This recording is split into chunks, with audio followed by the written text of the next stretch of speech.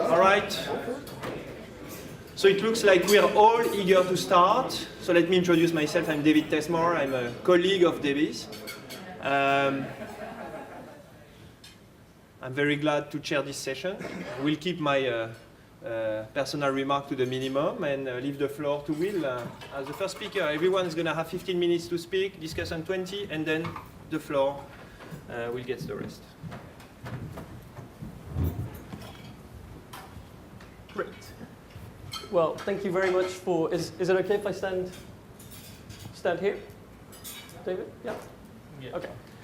So. Thank you very much for having me. This is great to be here. So today I'm going to be talking about credit guarantees and new bank relationships. And my co-author who's not here is Patricio Toro at the Central Bank of Chile. And it's very important that I make the disclaimer that these are the views of the authors and not those of any Chilean governmental or quasi-governmental institutions. It's a work in progress. We're getting towards a final version, but it's still officially preliminary. Now, what guarantees are we going to be talking about today? Because the paper that follows is also about bank guarantees, but it's a different kind of guarantee. Here, we're guaranteeing bank loans. And so the government, which is the guarantor, is going to be willing to pay X%, generally around 80%, of any bank loans that are guaranteed and that default. So it will pay 80% of the principal, for example. So it's an explicit government insurance scheme. And the question we're going to be focusing on is, what is the role of these credit guarantees? Firstly, do they work? An embarrassingly basic question. Do they work? And if so, and how do they work? By increasing access to loans. And what else do they do? Do they do anything else that's of interest or value? We're going to be focusing on normal times, not in periods of crisis. So this is a pretty much sterner test of the value of these things, because these policies tend to be used kind of with a special intensity during crises. It's a very traditional anti-crisis policy. And we're going to be focusing on firms, for practical kind of empirical reasons, we're going to be focusing on firms with sales of around $1 million. So these are small firms, but they're not tiny firms that you might see in a kind of a development setting. So why do we care about this? Well, SMEs, small and medium enterprises, small businesses, have strong political support. And in general, when you look at the survey evidence, one of the things that they most often complain about, in the top 1 or 2, is that they lack collateral, and so banks don't lend to them. And credit guarantee schemes, or CGS, as I'll refer to them in this presentation, are at the heart of most government strategies to help small businesses. In particular, they're viewed by many policy specialists as the most effective way to help small businesses, especially in comparison to direct subsidies, because here the bank is lending to the firms, and the government is just guaranteeing the principal in the event of default. So the government is putting out much less in terms of capital than, and actually not deciding on loans. It's private sector entities that are deciding who gets the guarantee. And finally, they're used as a counter-cyclical policy tool throughout the OECD, as I mentioned. And a lot of lending is covered by these. You know, sort of the East Asian, some of the East Asian countries are the most extraordinary. You know, 5.7% of GDP in Japan and 4.1% of GDP's worth of loans is covered by these guarantees in Korea. This was in 2014, and you know, for example, the US has a similar program, the SBA 7A program, and for the financial year 2017, they're covering about $27 billion of loans. Now, why would you do this? Well, a credit guarantee scheme is great for a bank. It increases their expected profit by very naturally reducing that risk. If there's a default, at least X%, generally around 80% of the risk is covered. And the collateral that it provides is no longer the small firm's collateral, it's the government. So it's very high quality collateral, very fast execution. And in theory, can reduce 2 sources of credit rationing faced by these small businesses. The first is that you don't need these firms to have collateral, so it directly goes to the problem of small firms not having available collateral. And secondly, it offsets the fixed costs of lending to small firms. A lot of the cost of lending to small firms is fixed. So if the company itself is a large one, you can spread that over a large loan. If the loan is small, then it makes up a disproportionately large part of the cost. However, the potential cost can be very large. You know, I know the next session is about China, so I just chose this from the internet. But there are all kinds of horror stories about poorly designed credit guarantee schemes causing horrendous losses for governments. In fact, the Japanese government is perhaps the government that has suffered the most from poorly designed versions of these schemes. And what do we know? Well, not much. It's surprising that this area has received so little attention. Gregory Udell, who's a specialist in small businesses, says they're globally ubiquitous. Governments have invested significantly in them. However, academic research on their effectiveness has not matched their policy importance. The big issue is that we see in the literature that credit seems to go up, default rates seem to go up, but is this causal? It's not clear. Would this have happened in the absence of the guarantee programs? Maybe. Is this bad lending? We're not sure. And in general, there are empirical challenges. And actually, David Thesmar is an excellent session chair for this, because his paper is perhaps the only, definitely the best paper out there that tries to deal with some of these issues. But essentially, the big problem, apart from data availability, is selection bias. Would these firms have gotten credit anyway? That's the big question. And so are we just kind of giving them slightly reduced risk to their banks, but they would have received credit anyway? What's the setting here? The Chilean government has a credit guarantee scheme. We're going to be focusing on 2011 and 12 because of some data issues. It's very similar to many, for example, the French government scheme, the US government scheme. It's slightly simpler. Banks are going to decide if the borrower gets the guarantee. Not every borrower is going to get one. There's a limited supply. So the bank decides to lend to the borrower and decides to apply a guarantee or not to the borrower, and the bank has essentially a budget of guarantees that it can decide to distribute across borrowers. And we're going to exploit an eligibility rule that the sales of these firms cannot exceed $1 million. And this is what's going to give us confidence that what we're finding is causal and not just a simple correlation of things that would have happened anyway. And what we call this is, as you know, a regression discontinuity, and we're going to be focusing on a narrow bandwidth, but also looking at the big one. What are our main findings? We find a big increase in credit from the bank providing the private loan with the guarantee. This is what we call additionality. This is what we would hope to see in any of these programs. Does lending increase? Is it attributable to the program? Yes. There is no regression discontinuity evidence of increased defaults. This is the concern that the lending that you are giving, that you're inducing through this program is bad lending. We don't see that. However, we have to be honest about this and realize that our design and our data restrictions mean that our ability to detect default is limited. So we also use a fixed effect estimator and show that there does seem to be some slight evidence of more default, but only on smaller firms, smaller than the $1 million in sales that we are looking at. And we also see a scale up. So a 10% increase in credit increases sales, input purchases, and workers by about 4%. Yeah, so firms seem to be using this additional credit to scale up across the board rather than focusing in on a particular area. So these are the kind of things you would want to be able to say with confidence as a policymaker. I think we provide some strong evidence that this is the case, but this is not particularly surprising. What is novel, in my view, is that credit guarantee schemes are being used to build new bank relationships. So a big challenge for small firms, as you know, is to develop a new bank relationship. Banks, it's essentially a gradual process. It takes many years. The banks learn about the quality of the borrower and gradually increase the limits. This policy seems to induce banks to take a risk on new firms, on new clients. And this is, to our knowledge, the first evidence of any policy that has this effect. Secondly, we find an amplification effect in the year following the guarantee. So in the years subsequent to the guarantee, some firms are getting an additional bank relationship, and in general, the firms are getting more debt from banks not providing the guarantee. So there seems to be some sort of information or certification effect, some kind of a virtuous circle, whereby once you're in, you show up as having higher credit, and other banks see you as a more attractive potential client. What's the empirical challenge? As I mentioned, in being able to say these things, it's selection bias. So we want to know if the firms receiving the guarantee are systematically different from the available comparison firms, the available control firms.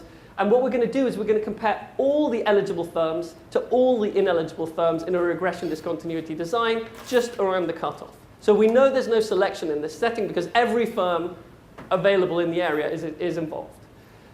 So So what are we going to see, for example? If you see the cutoff as about $1 million in sales, higher sales in this direction, some firms on this side are going to have guaranteed loans. Other firms are not going to have guaranteed loans. And on the other side, essentially no firms are going to have guaranteed loans.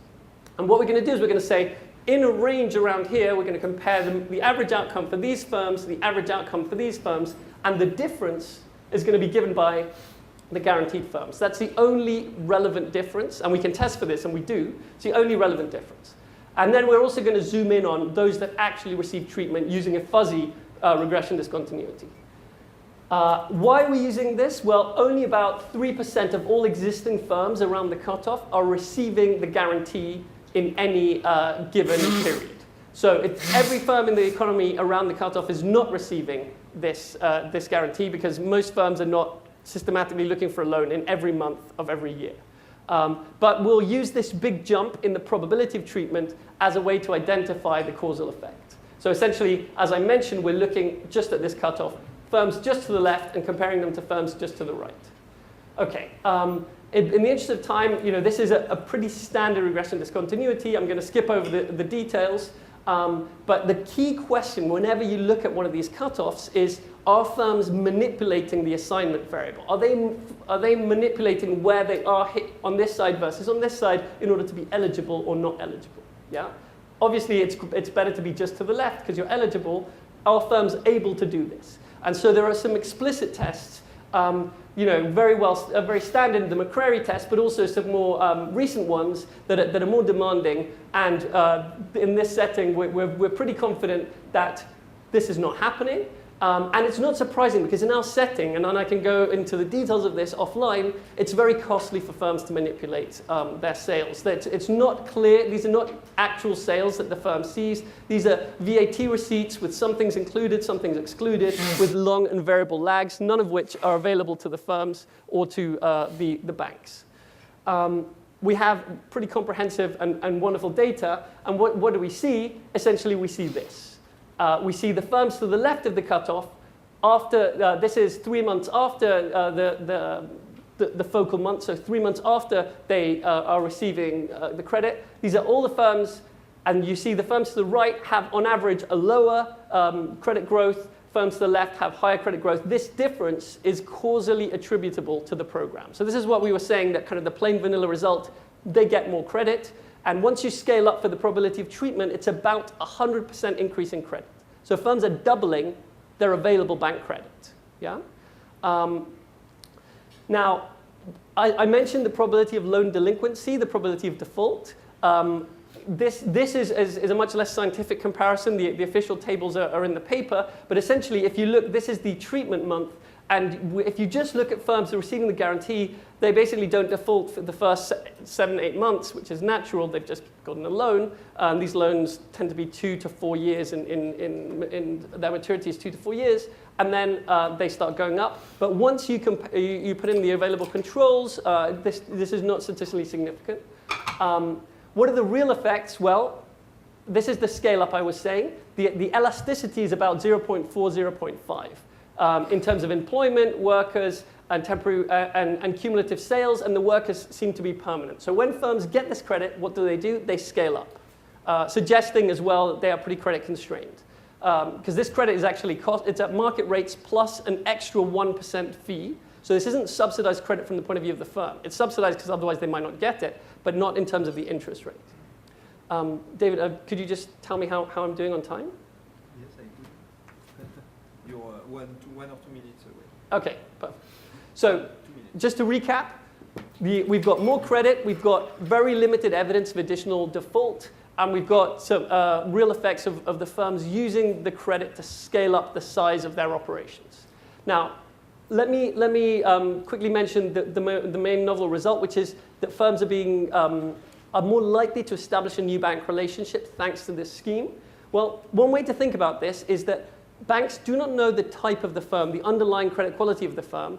The existing clients they've had time to learn about, and they've gradually learned about through the progressive extension of credit. New firms, they don't know. This is a subsidy that banks are using systematically to give a try to a new company. So First of all, kind of just the obvious graph of which firms get this guarantee. Basically, 44% of these guarantees are given to firms in the first 2 years of a bank relationship, and 24% are for actually firms that are new to the banking system. And you can see this histogram, in terms of months of the banking relationship, it's very left skewed. Yeah, so this makes sense. This is one very reasonable way to use this guarantee. This is another way to visualize this, which is this is the month in which the treated firms receive the guarantee. And so in the 4 months before, 3 months before, many firms that have only one bank relationship are getting a second bank relationship. These two are probably part of the guarantee package. But these ones, in the 6 months, 9 months after, are going to be from different banks, banks that are not the bank providing the guaranteed credit. So this is the mechanism that we are speculating, which is this kind of virtuous circle whereby your credit utilization goes up, other banks see this and see, oh, the initial bank did some screening. It's not, they can't see that the bank is guaranteeing the loan, the government is guaranteeing the loan, and so they think this firm is creditworthy. And so the other banks are piggybacking on this screening process. And we can see these amplification processes, in month 0, when they get the guarantee, this total debt goes up by about 100%, 95%. But then if you look 12 months out, 12 months later, there's another kind of 80% increase. So it's 180%. And this is not because of the guarantee itself. It's not coming from the bank that provides the guarantee. It's coming from other banks, either through new bank relationships or existing relationships.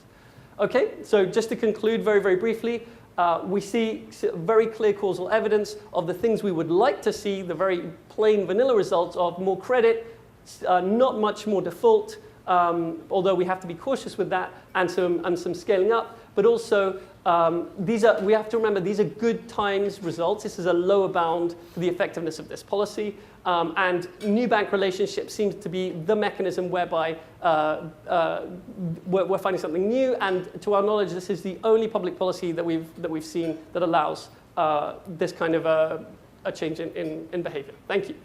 Thank you, Will, for being on time. Next speaker is Gropp from Magdeburg.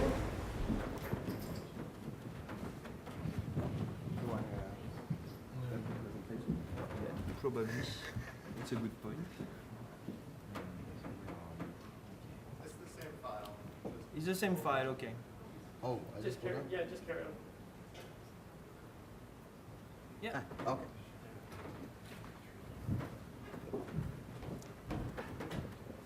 Thanks, David, for having me here. Pleasure to be here.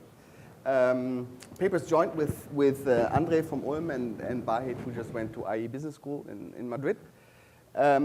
Now, Bill, I'm probably misrepresenting this paper, but he in some sense tried to convince you that public guarantees are good. I'm going to do the opposite. I'm going to tell you that public guarantees are really bad. So let's see how far we get on this. So you all know this. There's lots of public guarantees. Now, I'm talking again, in contrast to Bill, not about guarantees that are at the loan level. So it's not a loan that's guaranteed, but an institution. So there's an institutional guarantee that I want to examine. What are the effects of an institutional guarantee? And we have lots of evidence that if there are institutional public guarantees, this leads to higher risk taking. So that's small hazard, classic story. This is not what we are concerned with. What we are interested in are the effects on the real economy. And what I mean by real economy is essentially David's definition of allocative efficiency. So do efficient firms, are they able to obtain the funding they need? And also are inefficient firms cut off from funding? So is there an optimal reallocation of resources between inefficient firms that eventually maybe leave the market and efficient firms that enter and should receive the funding to grow optimally? So we are interested in the resource allocation. Do public guarantees affect the resource allocation from inefficient firms to efficient firms? This relates to zombie firms. You all know, do firms that are really should have left the market already, are they being kept in business by public guarantees? and so it's essentially two sides. So are efficient firms able to get the funding, but also is it that inefficient firms leave? Now, how would public guarantees affect this allocation of credit? I mean, there's two mechanisms that you can think about. There's actually a little toy model in the paper. I'm not going to present that here. But there's sort of two stories. One is on the bank side. And essentially, if you are guaranteed as a bank, you're going to invest less. If monitoring and screening is costly, you're going to invest less in screening and monitoring. So the probability that a bad firm continues to receive credit is just higher.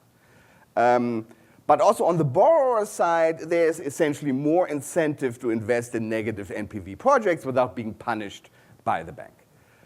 So both of these mechanisms may be at work. We're going to look at monitoring and screening slightly separately, and you'll see in a second how we do that. But that essentially is our story for why public guarantees may result in a misallocation of credit, and if there's a misallocation of credit, eventually in lower long-term growth. There is some literature. There's no paper on public guarantees specifically, but there is some work by Phil Strahan on deregulation and bank branch restrictions and allocative efficiency, but most closely related is actually the paper by David and Bertrand Schoer on the deregulation of the French financial system and allocative efficiency. Now, we have a tricky identification problem, much like Bill did, actually. One, guarantees tend to be granted in the midst of a crisis. So if we look at a natural experiment like that, then we're going to have a real tough time disentangling the crisis from what the guarantee did. So we want to look at a change in public guarantees outside of a crisis. That was our first criterion for finding an appropriate environment to look at this. And second, public guarantees are not randomly assigned. I mean, they're going to be assigned to the biggest, most systemically important banks. Now, that creates a problem because then we don't have a control group. So what is the control group? The banks that were not given a public guarantee are then going to be smaller, less important, have a different business model, et cetera, by definition. So we need to find a way to look at a change in public guarantees outside of a crisis, and we want to find a case in which we can actually form a meaningful control group. Now, we think that we found that, and this is a case in Germany. This is German data, where in 2000 there was a lawsuit filed under EU subsidy rules against the public guarantees that the German government traditionally extends to savings banks. And this was essentially filed by the commercial banks on the basis of an unfair subsidy to these banks, so a funding argument. And they won this lawsuit. So essentially in 2001, the government had to abolish these guarantees. So they had to explicitly say, we are no longer guaranteeing the existence of these savings banks. And they were allowed to have a transition period. So as of 2001, any new obligations were no longer guaranteed, but there was some grandfathering. So in some sense, what we're looking at here in this paper is the expectation of these guarantees being completely removed. And this experiment, we're not the first to use this experiment. I've used it in another paper looking at risk-taking of banks. But there's also others that have used this in order to examine what the effect of public guarantees may be. Now we actually have, in some sense, 3 sets of data, unlike what it says here. We're going to look at this from 3 perspectives. We're going to look at this from the firm perspective. So we're going to look at whether inefficient firms are more likely to get credit when guarantees are in place at the firm level and consequently grow faster, have more investment, et cetera. We're going to look at this from the bank portfolio level. So is there less turnover in banks that are guaranteed, which is essentially what we would expect because they don't monitor very much, so banks just stay longer in banks' portfolios. We're going to check that at the bank portfolio level. And then we're going to look at the state sector level. So we're going to look at whether firms are more likely to exit in sectors that are more dependent on firms that were guaranteed or not. That's essentially so 3 levels of analysis. Now, there is one way to think about this is sort of there's an intensive and an extensive margin of the effect of public guarantees. The intensive margin is essentially the restructuring activities. This is very prominent in David's paper. Do firms restructure more, or do they restructure less? Do they respond quicker to new technologies, et cetera, et cetera? So this means that we're going to follow the same firm over time and see whether the removal of the guarantees has made a difference in their restructuring activities. The second thing we're going to do is we're going to look at whether inefficient firms enter banks' portfolios, are more likely to enter banks' portfolios, and also whether inefficient firms or firms overall are more likely to remain in an industry. So is there more exit from industries where the guarantees were removed? The first thing we're going to do is the intensive margins. We're going to run standard difference in difference models where we interact. The beta 1 is our coefficient of interest, so we're going to interact the presence of the guarantee with being a customer of a bank that this guarantee was extended to. And these are your savings banks. So we're going to call this savings bank dependent firms. The big problem here, of course, is that being a customer of a savings bank is not exogenously imposed, right? So it's an endogenous decision to take out a large share of your loans from these guaranteed banks or not.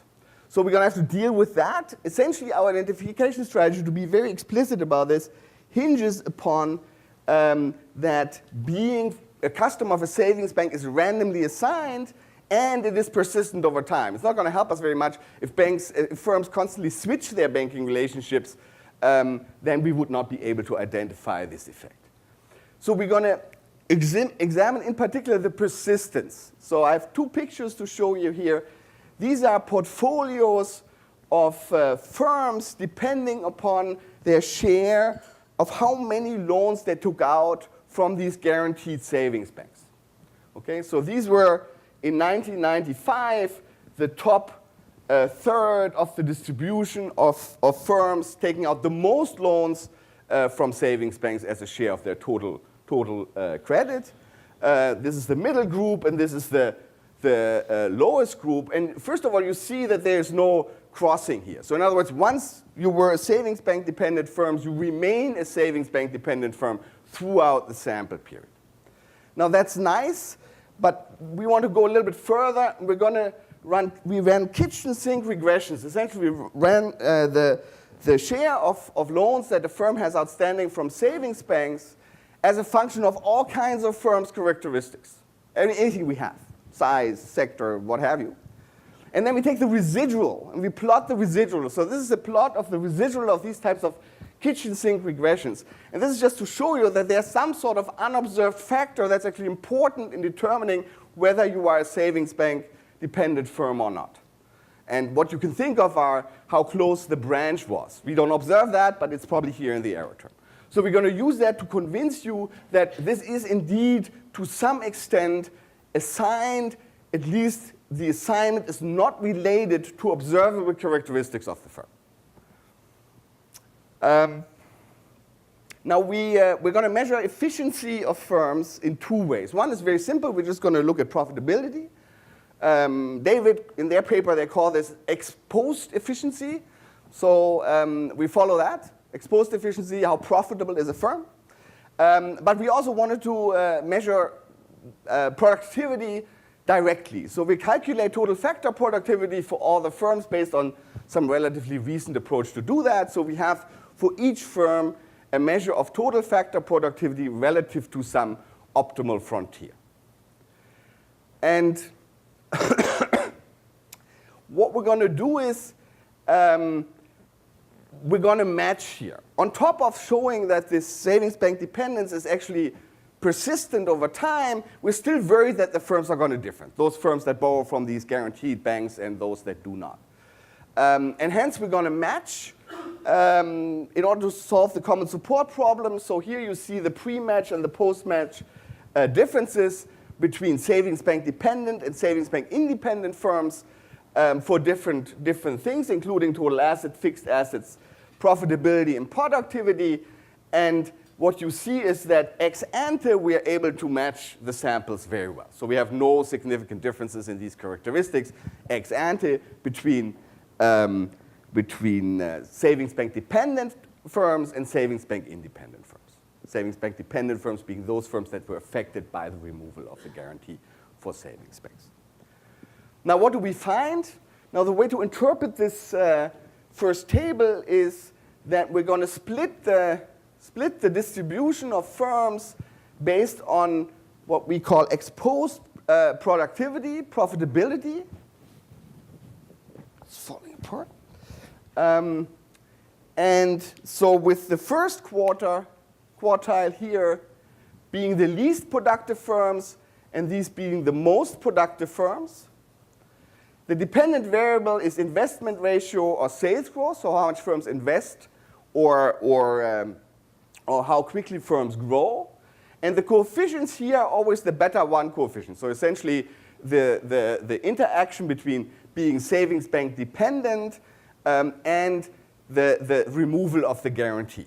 So this shows us that the least profitable firms invested significantly more when the guarantees were in place, and the most profitable firms did not. And the difference is significant at the 5% level. Similarly, for sales growth, the least profitable firms grew quicker, significantly quicker with guarantees in place, whereas the most profitable firms did not. Similarly, for productivity, so here we're splitting instead of profitability, we're splitting in terms of productivity into the 4 quartiles. And again, we find that the least productive firms invested more and grew faster with guarantees in place, whereas the most productive firms did not. Okay. Second thing we look at, entry and exit from banks' portfolios. Now, you would think that if banks don't monitor very carefully, that firms just simply stay longer in banks' portfolios. If a bank that's fully monitoring would kick out a borrower here and there if they were not happy with their performance, and with guarantees in place, the incentives to do that are less.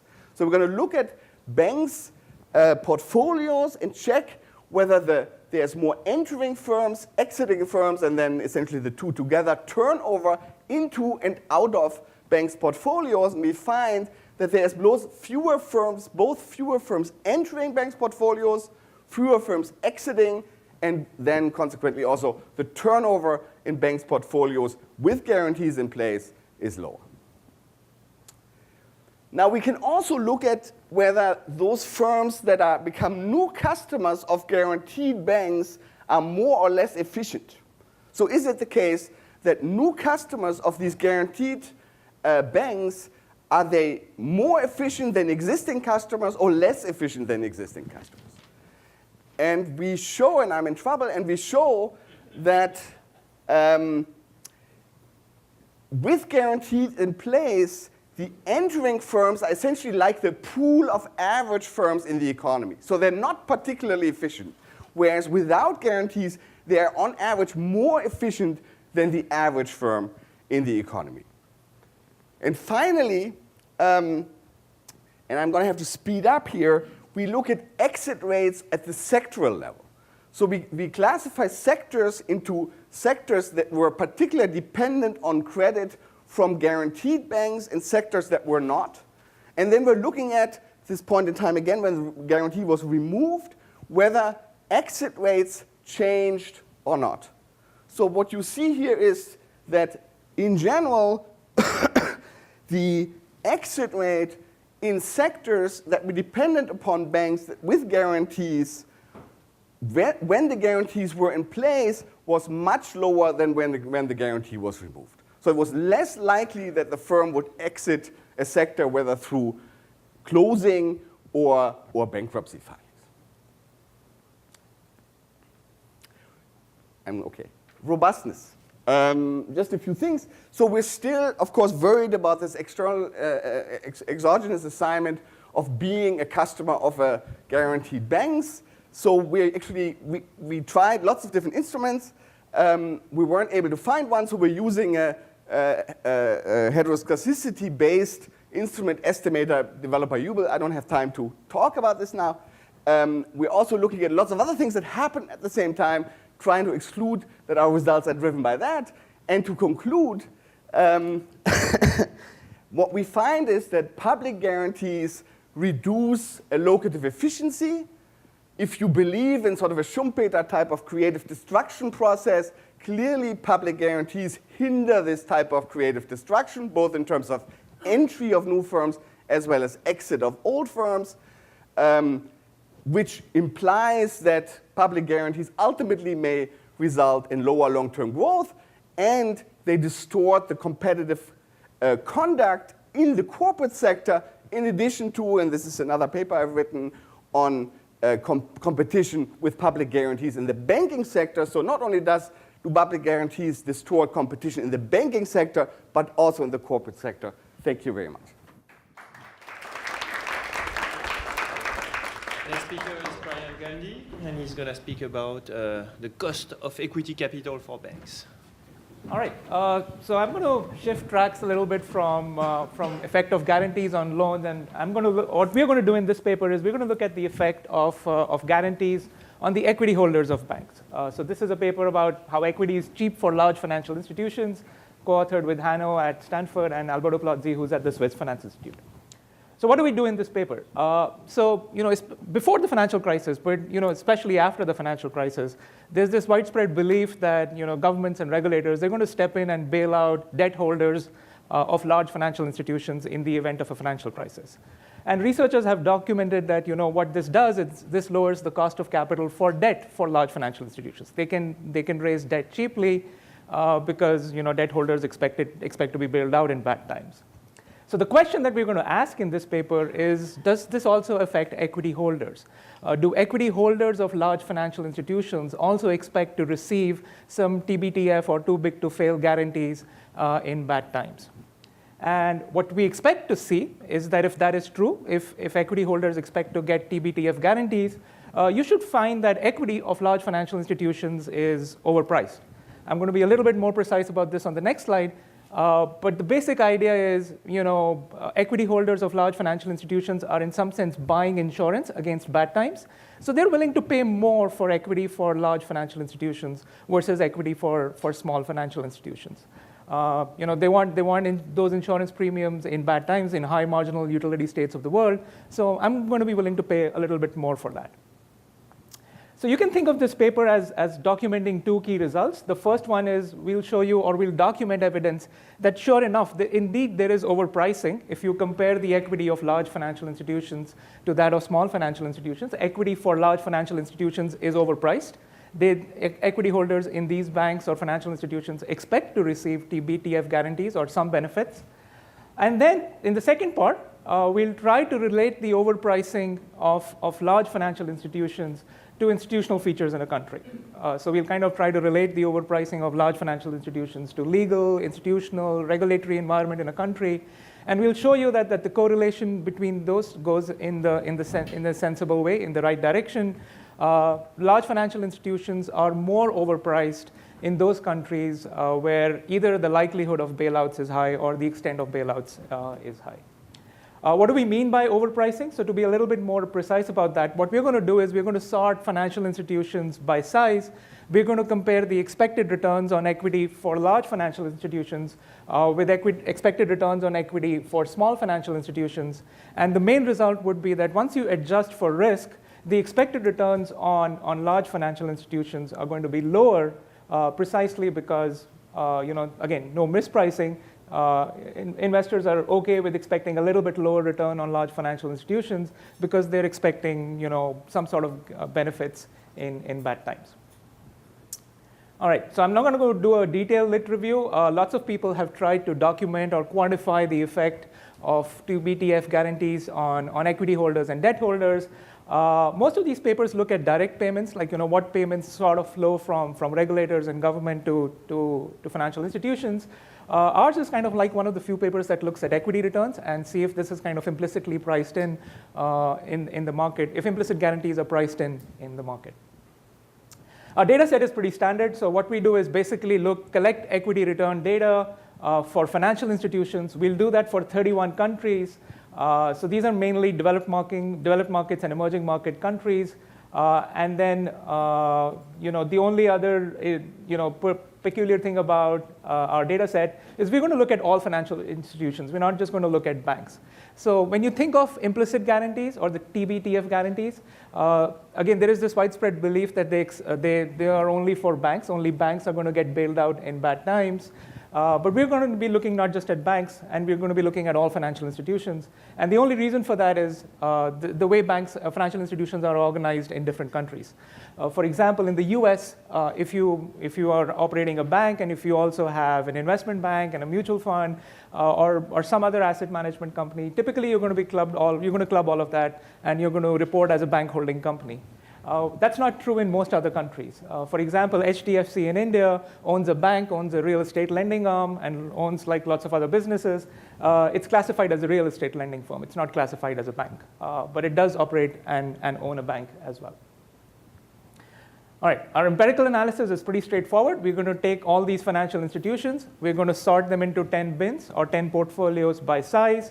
We're going to compute the equity returns for these 10 portfolios. We're going to risk adjust these returns using a bunch of standard risk factors.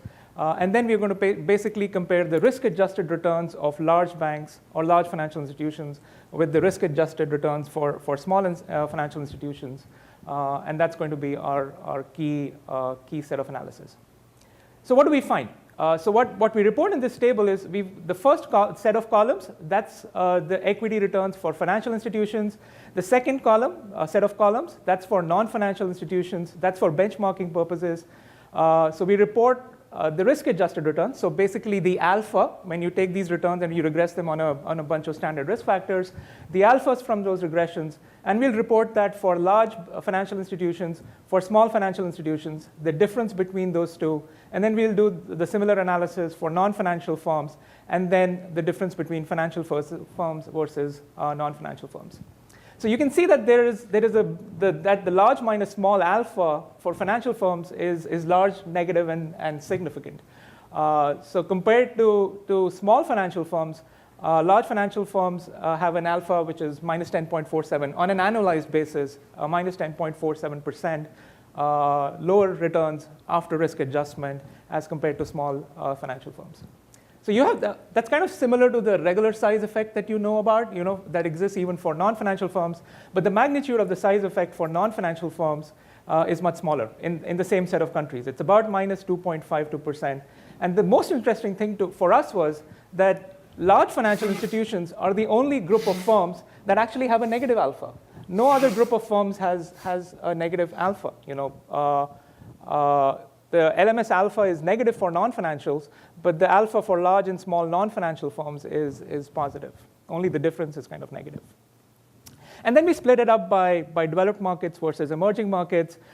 In developed markets, it's about minus 9.47%, the difference between equity returns of large and small financial institutions, much higher in emerging markets. And that's because in some of these countries, like if you think about countries like India and China, there the guarantees are not implicit. Guarantees to large financial institutions are in some sense explicit, because at least in India, the top 10 or top 20 banks are explicitly outright owned by the government, and they have explicit guarantees that equity holders won't be allowed to fail in bad times. Here's another way to look at this. So what we do is for our set of countries, we basically compare equity returns of financial firms with non-financial firms for each size decile. So basically in this bar, we are comparing the equity returns of small financial institutions with small non-financial firms. So this is financials minus non-financials. And what the market is saying to us is that expected returns on small financial firms are higher than expected returns on small non-financial firms. So that that gives you a positive number, and that makes sense. If you compare small financials to small non-financials, financial firms typically have higher leverage. They are more risky. So I want a higher expected return to hold equity in small financial firms. But you go down to the other end, and what the market is saying, when it comes to large firms, when it comes to comparing large financial firms to large non-financial firms, I'm okay with getting a lower expected return on large financial firms as compared to large non-financial firms, even though they are still more levered than they have more leverage than non-financial firms. But what what I'm then expecting is that financial firms would be bailed out in bad times. The same guarantee doesn't apply to non-financial firms, so I'm okay with getting a lower return at the other end of the spectrum as far as size is concerned.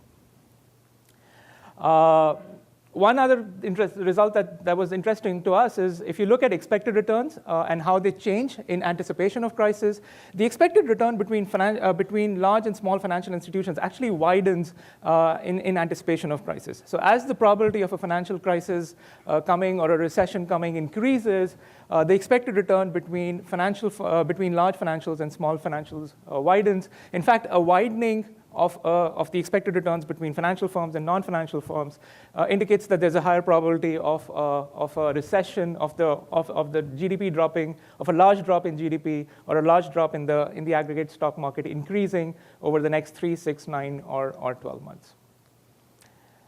All right. And then, I'm not going to go through like a bunch of robustness tests, but we have a bunch of robustness tests in the paper. We can look at sorting by different mechanisms. We can try to measure size by different methods. We can try to define financial firms in different ways. We can look at different sorts of returns. We can try to risk adjust these in different ways. But whatever we do, that key result, that expected returns of large financial institutions are lower than that of small financial institutions, that seems to be robust, and it's there in the data.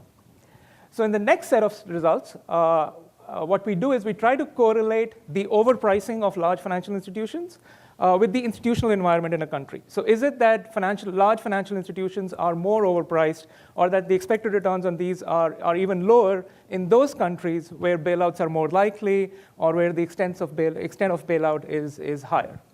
So what you're going to see on the next set of slides, you're going to see panel regressions. In all of those panel regressions, the left-hand side is going to be the 3-year rolling window alpha on LMS financials. So that's the extent of the guarantee, or the extent of overpricing for equity for large financial institutions. So that's what's on the left-hand side. And on the dependent variables, or on the right-hand side, we're going to throw in variables that measure the legal, financial, sovereign, regulatory environment in a country. And we'll try to correlate the extent of overpricing of large financial institutions with the institutional environment in a country. And anytime you see a negative coefficient, that basically means that because of that variable, the extent of overpricing of equity for large financial institutions is even higher. So therefore, either the likelihood of bailouts is higher, or the extent of bailout is higher, or bailouts are more likely. I'm not going to have time to go through all of these variables. We have like 5 sets of tables and quite a few variables, but I'm going to kind of point out key results.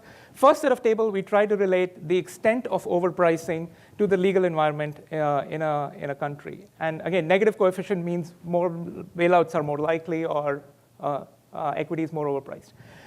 First key result, if you look at common law countries, there you see the overpricing is higher. There is a higher likelihood of bailout for large financial institutions in common law countries versus any of the other legal systems. So the German or the Scandinavian legal systems, it's not so much, but for the common law or the UK, there is higher overpricing. And then overpricing is actually lower if property rights are stronger, or if government integrity measures are kind of strong. That to us was interesting. So if you think about this idea that sometimes regulators step in and bail out large financial institutions, not because there's a real risk to the economy, but just because they're worried about reputation risk. They don't want a large firm to go bankrupt on their watch.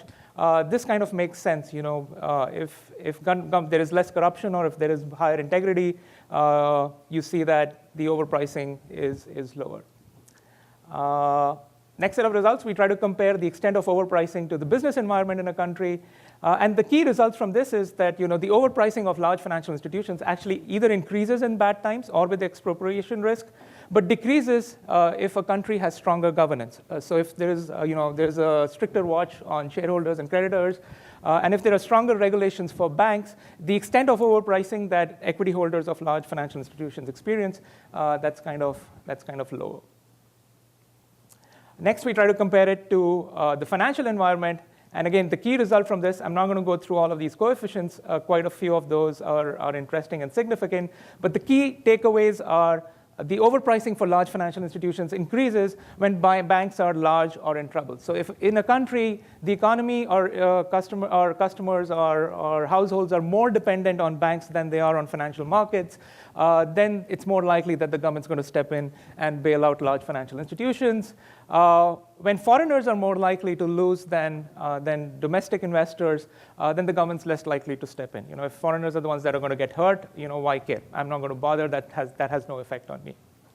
Last two set of tables, we relate the overpricing to sovereign environment. And I guess the key result here is if governments are well-funded and if central banks are well-funded, the extent of overpricing that you see is higher. And that's kind of, again, interesting. Only if I have the resources to bail these guys out, only then will you see the overpricing in the equity for large financial institutions. Otherwise, you don't see this. And then again, in economically bad times, if there is high inflation, low growth, the extent of overpricing increases. And this was the last table on the slide. We relate the extent of overpricing to the regulatory environment. And again, the key takeaways, if bailouts have been high in the past, if I've spent more resources bailing out banks in the past, then the extent of overpricing for equity for large financial institutions is high. But if I have actually imposed losses on banks, if I have forced them to change, if I have asked them to accept more regulations, if I've imposed losses on equity holders and debt holders, then the extent of overpricing for large financial institutions for equity is low.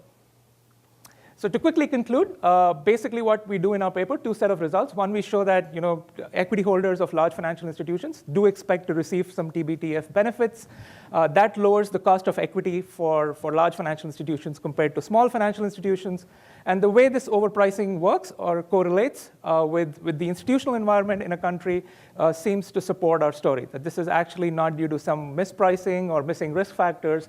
This is equity investors rationally pricing in the benefits of TBTF guarantee that they'll receive in bad times. The key result, and I'll stop here, we kind of put a number on the size of the tail insurance. Effectively, it's as if the equity holders of large financial institutions are getting benefits that equal about 3.5% of GDP in any country, 5.4% for developed markets. And clear implication of our results, stock-based risk measures actually reflect the value of government guarantees. All right, stop there. Thank you. Thank you very much, Priyank. So Matt Richardson from NYU will get preferential treatment and 20 minutes to speak.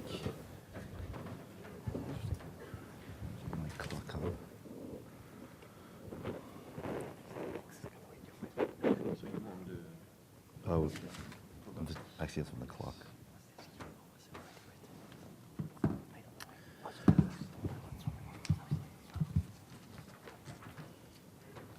Okay, thank you for the invite. So the topic of the session is about kind of the real effects of government guarantees. So what I thought I would do is kind of break my comments into two different parts. One is a general discussion of government guarantees, and then taking some of those thoughts and applying it to these three papers. Now, as you've seen from the presentations, really two papers belong in one hat, and one paper belongs in another hat. And my strategy is going to basically, I'm going to take one figure from each of those papers, what I think is a key figure, and try and illustrate some of the points that they make, and maybe some things to think about in terms of guarantees themselves. So on government guarantees, so I like to think about government guarantees a little bit from the kind of the Black-Scholes, Merton view of the world, where you can think of a financial firm. It's got a bunch of assets, and then you've got claims on those assets. Some of those claims are equity claims, or shareholder equity, and some of those claims are debt holders. And then all of a sudden the government comes in and provides some kind of backstop, sometimes a guarantee, and they become a claimant as well, and that shifts the risk within the firm. I think one key point to make, and I think this is relevant for the last paper, is that shareholders have limited liability. They already have protection on the downside. So I think that's going to be kind of important to think about what's going on in their paper. And the way to think about it is, if you went to Merton 1977, and Merton's paper was on sort of valuing the government guarantee to deposit insurance. In that framework, what happened was the government covers losses in bankruptcy by effectively writing a put option on the assets. The debt becomes risk-free, so deposits become risk-free. They're priced that way. Shareholders aren't affected at all. There's no effect on the cost of equity. There's no effect on the value. It's just a question of a change of pricing between the debt claimants and the government. They're not affected because if the firm hits the boundary, this is a single period model, the firm hits the boundary point, they would have hit it with debt or with the government anyway, the limited liability, the cash payout, the payoffs are the same, the cost of equity is the same, the price of equity is the same in that model. Debbie has a really nice survey that sort of starts off with this model as a beginning point, and then talks about all the extensions and all the applications beyond deposit insurance to obviously the GSEs that she's worked a lot on, and government pension plans and all types of things. So if you're kind of interested in this topic more broadly, I think that survey piece is a very good place to start. Of course, the world's more complicated. It's not a single period, one-shot world. And so that will impact the cost of equity. So the first thing to think about is that in reality, it's a repeated game. It's the repeated debt guarantees. And Debbie has a paper with Bob McDonald apply to the GSEs, Fannie Mae and Freddie Mac, that kind of illustrate this point. And what happens is when you have these guarantees kind of continually throughout at each point in time, that can potentially extend the call option on the firms, on the assets. So the equity gets to kind of live longer than it would otherwise. And that does impact the payoffs of equity and the cost of equity, the cost of capital. Of course, at the same time that the government's providing these guarantees, they might also impose regulatory costs. So we know there's prompt corrective action for deposit firms. There's some forced sales. We saw in the last crisis, preferred shares, et cetera. And in fact, if you look at firms like AIG, which seems to have recovered, if you actually looked at the value of equity today relative to pre-crisis, it's just a fraction, right? So the equity of, if you were a shareholder and just kept your shares through that process, it would be worth just a slither of what it was pre-crisis. What that kind of implies is really, in the crisis, there's maybe some protection of equity, but it's a little bit second order here, at least firm by firm. Most of it's blown out. So that's so there's a little effect on cost of equity through guarantees. The most important, the first order effect, of course, would be the moral hazard issue that was discussed in the second paper. At least the authors discussed that using similar data. And that's the Jensen-Meckling, debt versus equity, the Black-Scholes-Merton story. And there the idea is with government guarantees, the debt's risk-free, there's no market discipline from debt holders. If there's insufficient regulatory supervision, firms have a big incentive to take risk. And that's a standard, risk shifting between equity and debt, and now it's between equity and the government. How do they do that? Two ways. You increase the leverage, or you increase the risk of your investment. So you can imagine this is a pot of assets that a financial firm has, and equity has a little slice of that, risk. And because it's levered, because it's a residual claimant, it's pretty, it's fully risky. Now you have a government guarantee. One effect is the equity holders reduce their stake, and you lever up more, and that increases their overall risk of that part. And then if you increase the risk of the asset, you increase the risk even further, right? So the effect of moral hazard is to actually increase the cost of equity. So the cost of capital goes up for equity. Of course, it doesn't go up by as much as it should, given that you're getting all this upside in the payoffs, so the prices of equity goes up. But the cost of equity itself should go up. Then there's this market-wide guarantee work, and that work, in particular, Stan's work with Hanno and Brian Kelly.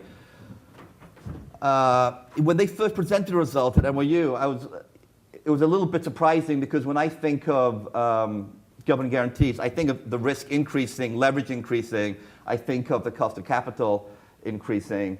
So they basically find that put options on the sector versus put options on individual firms, the difference is the properties of the difference is quite different for financial firms than other sectors. And they take it as there's a big put at the market level for the financial sector. And that induces the low cost of insurance.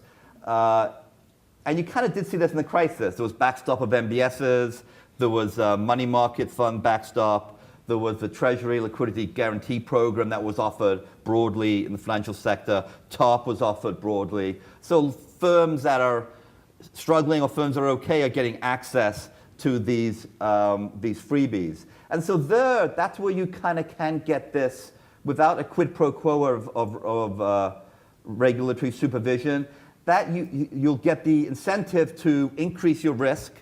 So again, that would increase the cost of capital. But now we've got this cap on tail risk, where they are protecting shareholders. And the argument would be that the government is going to not let the financial sector, the market value of equity, fall below a certain value. And that's sort of the difference with the second point is that there's a trade-off here. You're increasing equity because you've got more leverage, more risk.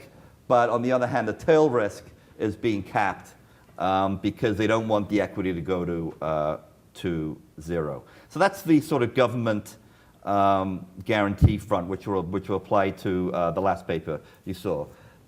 On the behavior, which is really what the first two papers deal with, the well-known one, of course, one we just talked about, is moral hazard. You take on negative net present value investments, you take on more leverage. I think generally there's, even though it's not unanimous, there's a boatload of evidence that that does in fact take place. The authors actually use the same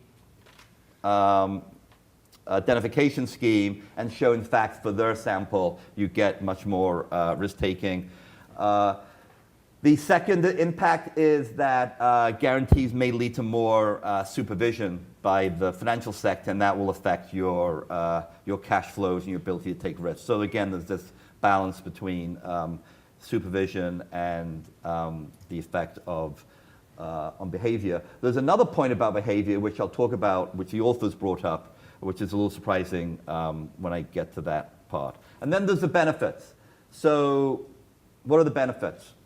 So one benefit is the negative externalities associated with systemic risk. Guarantees help you manage those. So of course the best known one would be deposit insurance and the cost of bank runs. I wrote down here, we have the banking panic of 1873, 1884, 1893, 1896, 1907. There's a reason why deposit insurance was introduced.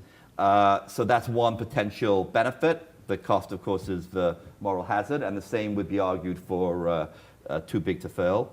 The second benefit is maybe they enhance liquidity in the market. So that's the argument for why MBS get backstopped. You don't have to necessarily agree with it, but the argument given by practitioners is that that allows liquidity in the market, the TBA market. You get capital flowing freely. And then the third one, which is what the first paper deals with, is that maybe it's to fix market imperfections. And of course, the big one is credit constraints. As the authors mentioned, we usually think of credit constraints in a crisis, where credit disappears, so you jump in and you try and provide a guarantee to get it flowing again, and that would be kind of the money market guarantee. They're looking at credit constraints outside the crisis, where firms just don't have access to, don't have access to capital markets, but even don't have access to the banking system as well. So that's kind of the primer of government guarantees. What about the papers? I'm going to put two of the papers in the same bucket, and I'm going to sort of talk about them. They get very different conclusions about government guarantees. So I think it's interesting. One of the papers cites it, the other paper doesn't, so it might be good for both of them to kind of look at their own papers, because they're under very similar circumstances. Similarities: in Chile, do banks lend more to small firms when the loan repayment has a guarantee? I don't think it's a surprise that the answer is yes.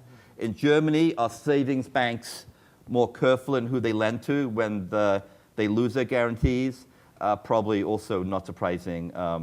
The answer is yes. So that's a similarity. That's a similar framework. I also, interestingly, even though Chile's they're dealing with a little bit smaller firms, about $1 million, and I think the German firms that are being lent to are about 3 million. They're small to medium enterprises. They're kind of small firms. So there's this similarity in the kind of what they're looking at there. Big differences, which has already come up a little bit in discussion, is the study on Chile is the guarantees at the loan level, whereas Germany, it's at the bank level.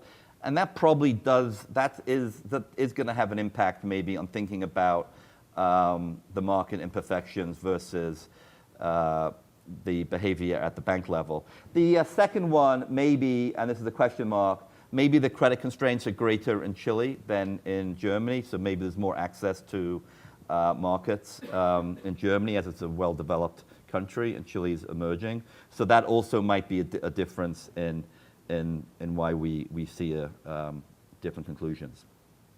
So this is a figure I chose from the Chilean study. I think this is the clever part of the paper. Regression discontinuities, when people find them, are always great because, you know, they're plain to see. So this just shows that at that vertical line to the right, you don't have ability to get the guarantee. Just to the left, you do have the ability, and you do see a much higher probability of a bank loan. So if the idea of the program is to get people to lend money, it works. And what you find is more bank debt, not surprisingly. You find that they use the money, so they purchase more inputs, they have more sales, they hire more people, and also they have more debt, so it's probably not surprising that there's some evidence of more default. I don't think any of that's surprising. To know if it's good or bad, you probably need evidence of productivity, which the authors don't have. But they do have, and I have it in bold here, which they did stress it towards the end of the talk, they do have something which is suggestive, I think, that maybe it is a good program. And that is that these firms that get access to the initial credit are more likely to borrow in the future. And that borrowing in the future is not guaranteed. It is in the open market, so it is at the kind of market level. So that suggests that it does help the flow of credit, as does the increase in the unintended maybe benefit of the program is that banks, because they're under risk, are more likely to engage with these firms. So I think the future borrowing is the key result in the paper, if you wanted to say that this program works, and I would even put more emphasis on that. On the German paper, you've got a similar type of control that in 2001, German savings banks lost their guarantees. So what they look at is they look at firms that are dependent on these savings banks versus firms that aren't dependent on these savings banks, and they look at the difference in growth rates of investment, in sales of the firms, pre and post guarantees. And what they find, which perhaps is not surprising, is that prior to losing the guarantees, the savings banks, the firms that are dependent on savings banks, they have higher sales growth, they invest more, they are more unproductive. Banks continue to lend to them, even though they're less productive. And the idea is that because of monitoring costs, they don't have to focus as much on those issues. I think it goes in the right direction. That's what you kind of expect. I think the result is pretty surprising, though, because they're so strong. When I think of government guarantees, the reason why there's risk-taking, reason why you get greater risk-taking with the guarantees is because there is a big increase in shareholder value, right? You're shifting your risk and you're getting all the upside, and the downside, you got a little more downside, but you don't get all the losses. They're borne by the government. When you're thinking about the cost of screening, that's kind of their business. Their business is to find good firms and invest in those firms. They're in the middle of the distribution, not at the tails. So I would have thought that the impact would have been pretty small. So I think the authors need to think a little bit about why they're getting this kind of big result. Because in the middle of the distribution, the losses are borne by the bank. So they should be investing to good firms. So it's a surprising result on that front.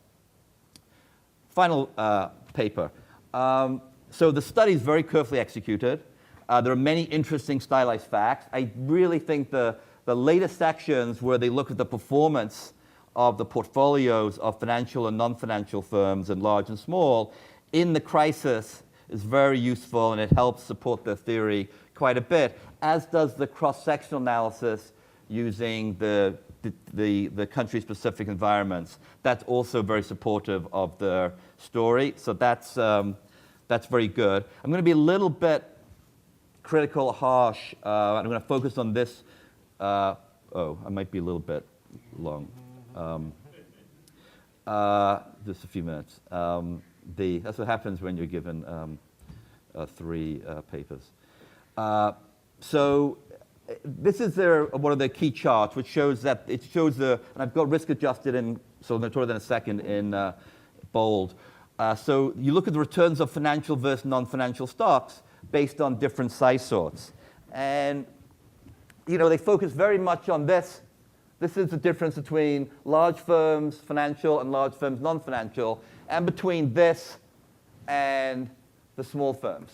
But if it's really about government guarantees, and you have the story that there's this backstop, so large financial firms have this negative alpha compared to non-financial firms, then how come it reverses up here? So, and then you think about like all these guys in the middle. There's nothing going on. They have access to the guarantees. So there's no mention kind of these guys. And then you think about the very largest firms are the big part of the paper. But is that really different than the second largest set of firms? Not so clear. So I think they've cherry-picked a little bit to make this story. It would be better, I think, if they took the whole cross-section and tried to explain this all collectively. The second point is that as I mentioned in the earlier part, the cost of equity should go up generally speaking, for financial firms because of the moral hazard. Because these are risk adjusted, so they've adjusted for risk. The reason why so many studies never use financial firms in the cross-section is because of leverage, right? So the problem is risk changes when leverage changes. And so doing like a Farmer-French unconditional beta model isn't appropriate in that context because the leverage is changing so much with these financial firms. Equity changes, the market leverage changes. They change their leverage patterns. So it's big. So that they need to sort of think about how that impacts their expected returns. And their own theory says the French model is not correct, because their own theory says it's nonlinear in the market. So I really think of maybe a different way of thinking about the problem would be they should have a different way of adjusting for the cross-section of returns. Non-financial firms won't really be affected, but what you'd like to see is when it's nonlinear for very large negative swings in the market, that you've got this put coming back to shareholders. So I think that a way to think about the problem might be to actually try and not talk about cheap or overpricing, to say it's priced appropriately, and that's because the model itself is different than the ones people apply to the cross-section returns. Just 2 quick comments and I'm done. To their credit, they do look at robustness of the 2 issues I'm going to mention, but still, nevertheless, they Winsorize returns at the 5% to 95% level.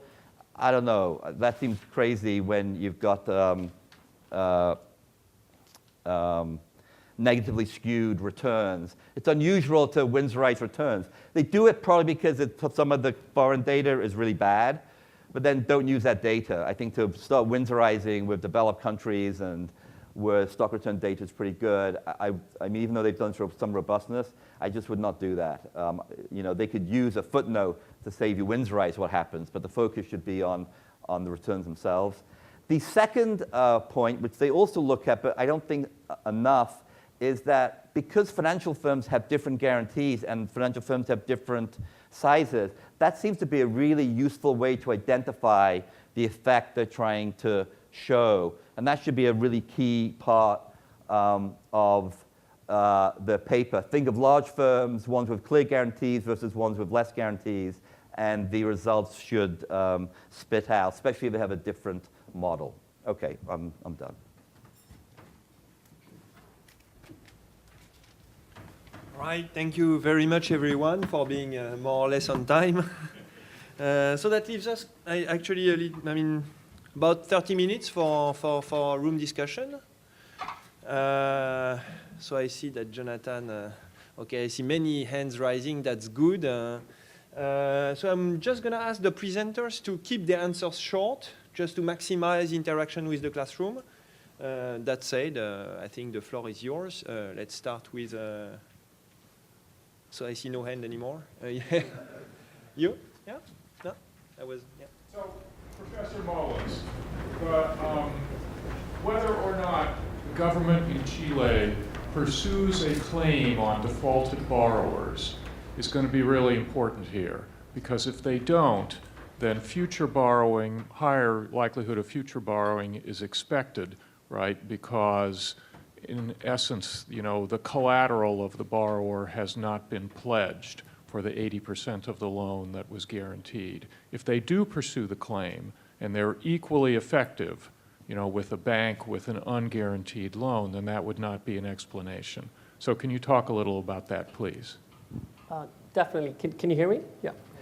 So in the interest of time, I skipped a lot of the important details, but this is a very nice and simple design for the guarantee scheme, and the government has to do very little. So because it's at the loan level, the bank itself pursues or decides not to pursue the defaulting firm, because it still retains 20% of the risk. And from our conversations with the banks, they put these firms into the regular debt collection schedule.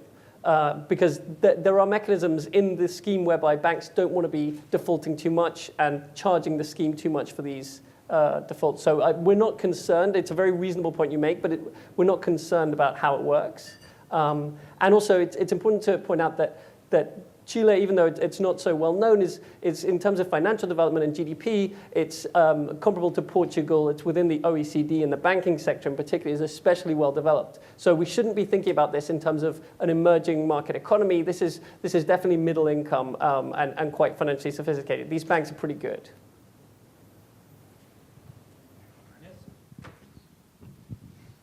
Professor Mullins, really interesting paper, and I think some conclusions that here in the U.S. The Small Business Administration lenders would find pretty compelling. So along the lines of looking at or making a guarantee, have you looked at lenders making loans and seeking or attaching the government guarantee and getting the benefits of that for loans that they would make otherwise on the commercial market? Because if you look at the discussion in Congress today, particularly in the small business committees, there's a great concern that with the substantial growing portfolio size of the 7A business, that many lenders, because they've become so sophisticated, they're not just, there are certainly loans that they're making and getting the benefit of the guarantee that they would make otherwise. That's an absolutely crucial concern. And I think the devil really is in the details. So the design of the loan scheme is what's going to push banks towards additionality or making loans they wouldn't have made it in the absence of the guarantee versus using it to subsidize or reduce the risk of loans that would have occurred anyway. And I think the differences between the 7A program and the Chilean design, which is substantially simpler than the 7A program, are quite relevant here. So I think that's exactly one of the issues that we try and focus on in our paper with our empirical design, and our results really argue strongly for the fact that these loans would not have been made in the absence of this guarantee, at least the vast majority of them.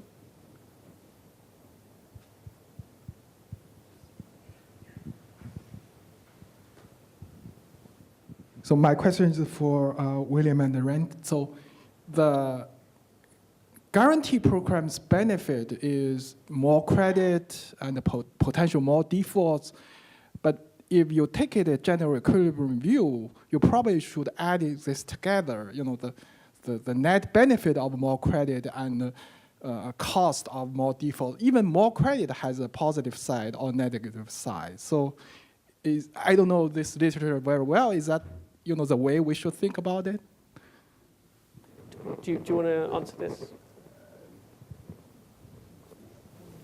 Well, I mean, I agree. I mean, there's a benefit in terms of more credit, right? Now you're saying there's a general equilibrium effect in terms of more default, what have you. Welfare-wise, we should aggregate this effect together, even more default. I mean, right. No, I mean, I agree, although, and we show that in another paper, that there is this effect of more default. The point that we, though, try to make is that there's another trade-off, and that is that more credit may not be good if it goes to the wrong firms, right? So that is sort of essentially what we're saying. I just want to add to this. So in our setting, which is at the loan level and not at the bank level, which is a very crucial distinction, the kind of firms that are getting this credit are really quite substantially financially constrained. So some of them are going to be bad investments and are going to fail, but we look at all the observables that we can measure, and there are quite a lot of them, ex ante and ex post, and these are firms that we don't see are substantially worse beforehand than firms that are getting credit. They seem to be smaller, but not much, because we're right at this cutoff. They just seem to be the same kind of firms, but they are eligible and others are not, and they're getting more credit. So in our setting, which is not a general statement, but in our setting, it doesn't seem that there are obvious first-order kind of welfare costs to this program. But I mean, that's an opinion. I can't substantiate. Welfare is always very difficult to measure. So I'm just giving you our opinion. In the back, yes.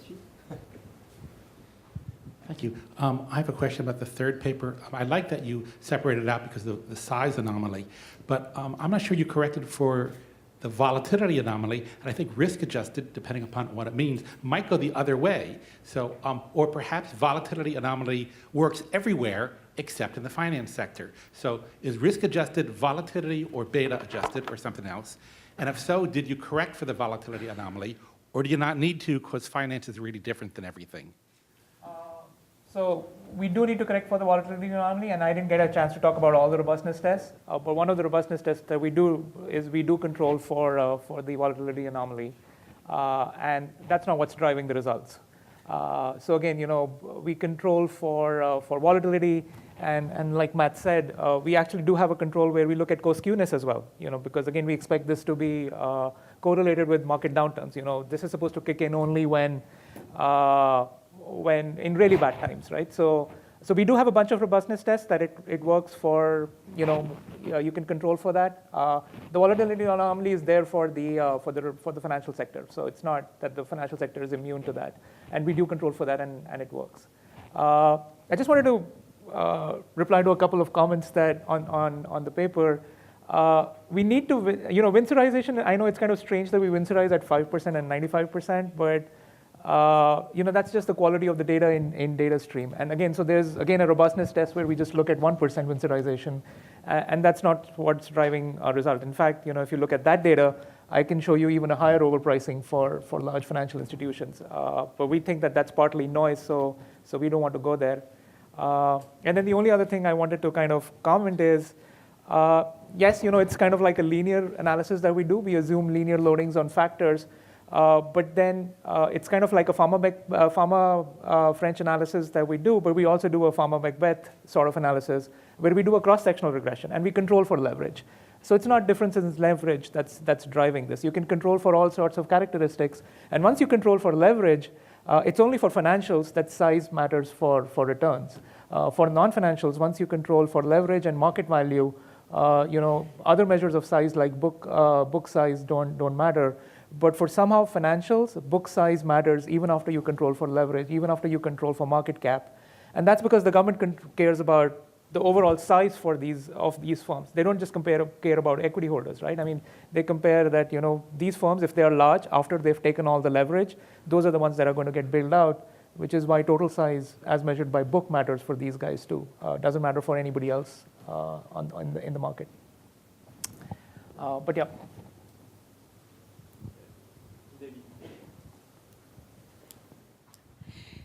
Hi, this is also a question on the third paper.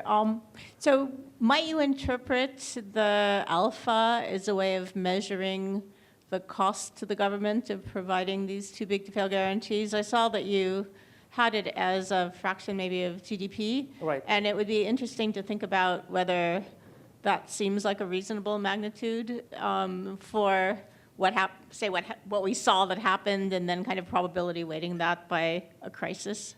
Have you thought about doing that? Right, and that's exactly the idea behind using equity and like a market implied cost of bailouts or benefits of bailout. We did it as a percentage of GDP because market size differs across these 31 countries. We did it in the US too. So effectively, if you look at this lower alpha for large financial firms, and then multiply that by the size of these firms, it's effectively, and nobody's been doing this in the government, nobody's actually writing checks to these guys, but it's as if the government's writing a check of about $3.5 billion to equity holders of large financial institutions. That's the benefit of lowering the cost of equity for these guys. But you're right, that's exactly the idea, and the only reason why we do it as a percentage of GDP is just to standardize it across countries. Right. No, I was happy with that, and I was actually suggesting that this is nice because people Right. are trying to find Right. market-based measures, and you could reinterpret this as a market-based measure. I think that's what I wanted to check on. Right. No, that's a great suggestion, and for the US, we have that number, which is about $3.5 billion. But yeah, we should have one for all the other countries. That's $3.5 billion annually in the steady state. Annually in terms of benefits. Thanks. So actually this question partly for Ronnie. So I think of the efficiency of these sorts of loan guarantees as related to, as a market level question, which is whether in some sense there is too much or too little valuation effort. So if there were a situation where it's really difficult and the asymmetric informations are hard and banks are doing a lot of work to uncover which a good firm is and not, and then capturing a bunch of rents from that, and then no one else can enter because if you enter, you're going to get the firms that have already been looked over. That's sort of your externality. Then some sort of a lending guarantee can mean there's a little less looking amongst a pool of relatively equivalent firms. I mean, I guess the question here is whether that your paper speaks to that sort of, you were quick to jump to, well, not quick, you started with good and bad. Is there evidence on your paper, in your paper, about that sort of market level change, because you're looking at a market level removal of guarantees? Actually, this fits also to some of the things that the discussant said. I mean, is there sort of a contradiction between our papers? And I mean, when I presented, I sort of said that, but I actually think that I don't think that's true. I actually think it's completely consistent. It gets a little bit at your point. I mean, there are a number of things going on. I mean, there's clearly also in our paper more access to credit. Right? Now, you could argue that in the absence of guarantees, these firms had been credit constrained. So that's your point. Now, the question is this good or bad? I mean, in how do we measure whether it's good or bad? And at first glance, it seems good. I mean, it's always good if a credit constrained firms, if this is indeed a friction, this friction is overcome and the credit constrained firm gets credit. But of course, we don't measure, neither of us actually, measure credit constraints directly. I mean, we don't know whether these firms should have received credit and whether there was actually a friction that's overcome or whether it was just people got credit that shouldn't have gotten credit. And we sort of try to make a point that at least part of that credit went to firms that maybe shouldn't have, but it's sort of indirect evidence. And maybe I can actually, this also relates to a point you made. Are our results too strong? I mean, are they too big? And I guess the way I think about it is that if you have these guarantees were in place for a long time, and while you're right, there's sort of only this decision at the margin, so at the tail, as you called it. But of course, if you take a series of decisions over a long period of time where you never remove non-performing firms from your portfolio, the share of these firms in your portfolio is actually eventually going to get pretty large, and that may explain why we find these effects that are relatively big. Since they didn't take the mic from me, Bill, a direct question for you. So it seems, I guess I'm wondering about the credit and legal environment in Chile. Is there the possibility that what's going on is that banks are allocating, using the credit guarantees to give loans to firms where they would not be able to without the guarantee, because the firm would continue and get future debt from other banks and therefore dilute their claims? In other words, there's sort of the Pfizer-DiMarzo model of sequential borrowing can lead to ex-ante frictions in lending, because I'm worried that having given you a loan, you can go and get future loans, and so my interest rates are higher, the amounts I'm willing to lend are low enough that we don't make the loan. In that case, the government guarantee can mean I'll select those particular firms, I'm protected, and indeed we see them going and getting future loans. I think that's an excellent point. It is possible. The impression that so it's very hard for us to give a data-driven answer to this, because this is a tricky counterfactual to pin down. Well, it's probably a question of the legal environment. Are there loan terms that would be enforceable to say no future borrowing in a variety of different ways, including loan covenants or so on? Yes, so the short answer is yes, the legal environment is quite effective, and you can put in pretty much any covenant you like. I would say that actually the playing field seems, my impression is the playing field is largely tilted towards banks. They take a long time to release collateral, far longer than appears reasonable from an outside observer's point of view. So it seems plausible that this doesn't happen, and that the alternate, the counterfactual would be that these firms would just not be able to obtain credit at all. These are quite small firms. I think this is crucial to remember. Yeah, I have a question about the third paper. So I kind of see that you're interpreting positive alpha for large financial firms as their equity being overpriced. But how do you explain the small financial firms having positive alpha? Do you interpret that as small financial firms' equity being underpriced, or?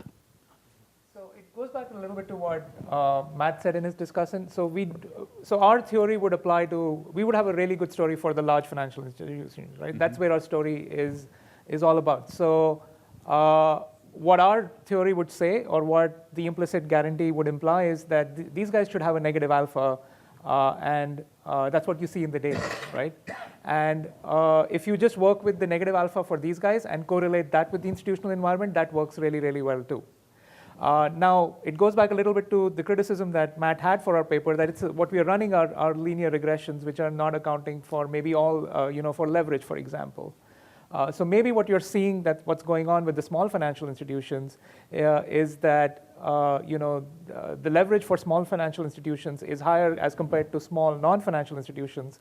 That's the extra risk, and that's what's giving you a higher expected return at the small end of the spectrum. And that kind of continues down till you reach a certain threshold where the government guarantee kicks in, and then the TBTF guarantees story works, and that's what's driving the negative alpha for the really large institutions. And what you can do is you can go into each of the bins, and you can look at you could split the bins further, and you can kind of see whether there's a nonlinear effect, and you do see a nonlinear effect with size. Even for the largest firms, if right now you're looking at the top 60 large firms or large financial institutions, if you look at the top 30 or top 5 or top 10, the overpricing is even higher for those ones. They even have even higher negative alpha as compared to other large financial institutions. I guess that's one interpretation, but another interpretation can be, as Matt pointed out, like you didn't really control for the older systematic risk here. Is that one way to interpret that? Or? I guess it's not. Our story is not about mispricing, so we're not saying that this is mispriced. What we're saying that they're actually correctly priced. They are accounting for these TBTF guarantees. So in some sense, one way to think about this, or another interpretation would be, if you can keep on adding risk factors to this model, eventually if you add enough tail risk factors, you will make the alpha go to 0. But that would be consistent with our story, right? Because what we are saying is that these equity investors in large financial institutions are getting benefit against tail risk. So you keep on adding tail risk factors, and you'll find that all the large banks will load negatively on this tail risk factor, and at some point in time you'll make the alpha go to 0. But then that still leaves you with the story that you have to explain, why are large banks loading negatively on tail risk as compared to small banks, right? What's going on there? And that story would again be consistent with the bailout kind of story. What was the time period for empirical data? Or did you see the change? For our study, so basically the starting dates for each country are different because we have to have enough financial firms to sort them into size bins. The starting point was 1970.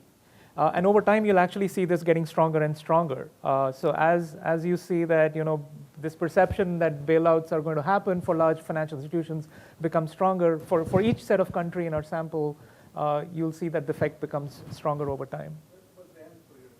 Oh, the ending year was about 2013. So it includes the financial crisis. So just go ahead. One thing. I think on the point that was brought up earlier, you can imagine you could take a put option on a stock, and then you could do the Farmer French factors on that. And what you would do is, if you used unconditional betas, you would have to have higher, you'd have to have squared, cubed, or whatever terms on the market. If you didn't use unconditional, you could have the beta changing through time, and then you would have, but I think that's the way the authors might want to kind of tie it together, because I think that the story is about, it's a put on the financial sector. And I think the large firms are impacted because maybe there's a cap where they're not willing for large firms' equity to go to 0 because of the consequences, but maybe they are willing for small firms' equity to go to 0. So I think the whole thing can be put together, but I would just try and do a little bit tighter risk adjustment, I think. The alphas is an example of, I think that's, if you risk adjusted, the alphas probably would change along the direction, and that would just further to your argument.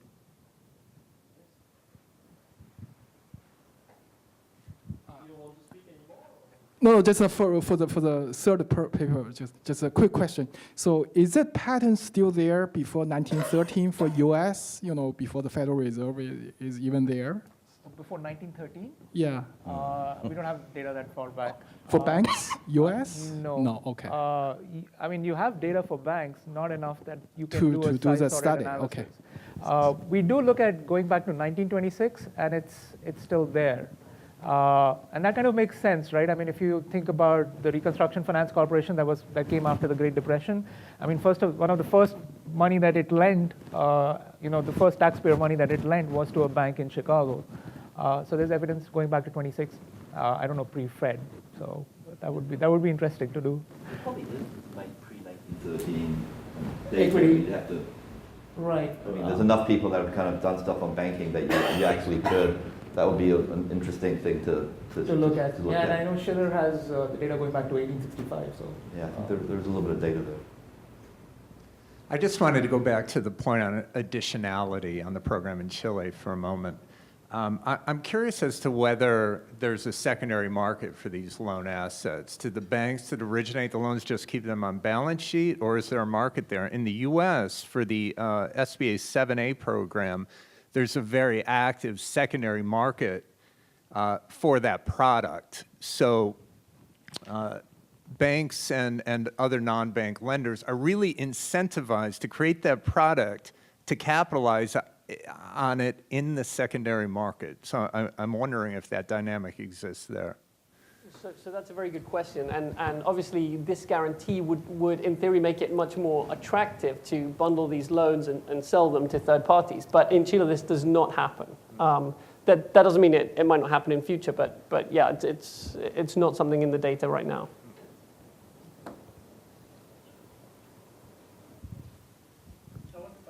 So you have credit registry data from Chile, and you're looking at the individual loans. Can you look into that data and see the firms themselves? So I saw like your default figures, but to say look 3-5 years out and say, what fraction of firms still exist? Because these firms seem to grow pretty rapidly. They take on the new bank relationships. They're going to add leverage, and I just wondered if that may get at some of these costs a little bit better. Definitely. So that's a great suggestion, and we're actually working on it would be great to be able to do that, but we have data constraints that limit us to 2013 for the credit registry and about 2015 for employment and other things. But even 2015 would work if we could just see kind of firm exit, and that's what we're working on right now. But we're also working on this program has been going on for a while, and so we're pushing it back in time, and then we'd have a longer time series. It wouldn't work for various reasons and details. Wouldn't work for the whole analysis, but for this kind of thing, we can definitely do that. All right. We have time for one last question. Okay. So maybe I'll just wrap it up. I would like to thank the presenters for giving a very good talk, for very lively discussion that we had afterwards, and everyone can proceed to coffee. Thank you very much.